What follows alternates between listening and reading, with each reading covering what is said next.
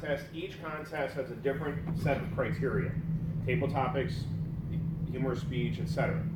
And it makes it real easy because you write all your contestants across the top and you just go down columns and it says for this set of criteria, there's sub-criteria, and it tells you on a scale of 1 to 10, 1 to 4, 1 to 7, whatever it happens to be, and you figure it out and you put it down.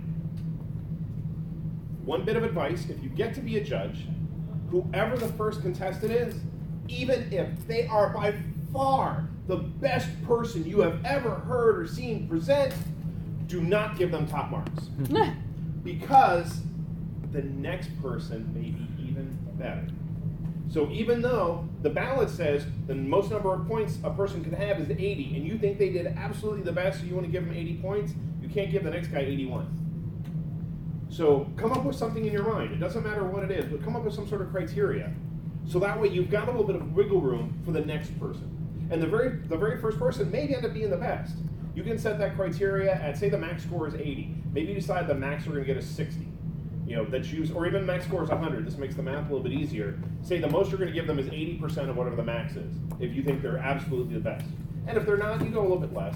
That way you've got room for the next person. And ultimately what it comes down to is you're not judging against a person who competed last year or competed at the previous level of the contest. So it doesn't matter what they got scored, even if you happen to be a judge at every level, it doesn't matter what you scored them last time. You're scoring for this competition. The real challenge when it comes to judges for a competition is the sheer number. Even for our club contest, technically we're supposed to have 5 judges, which is tough when you only have 20 people. If you got a couple people competing, you still have to have timers, and you have to have ballot counters, you have to have your contest master and stuff like that. Everybody already has a role. So ideally we want to try and bring some people in from outside, such as our area director or friends we know from other clubs, etc.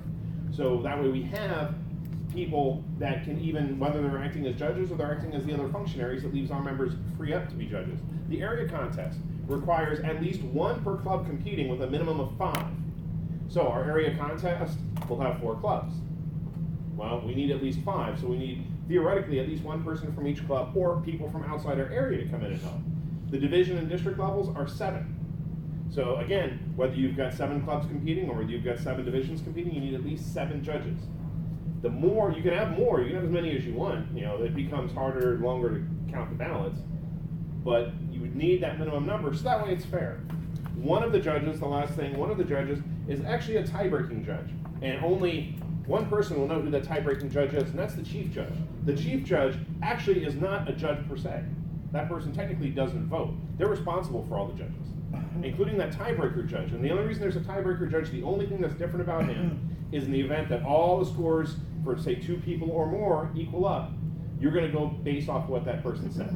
I think I've been at Toastmasters going on, for 7 years, and I think I've been involved where I was a judge or chief judge only once at any level that I personally have seen a tie that we needed a tie-breaking judge. Ramesh, you've been in this a while. Same thing, not very often, right? Just because there's so many different options when it comes to that. When speaking for options, one of the options we always have is that Jim is going to give us a speech. Oh my. All right. Jim, in this case,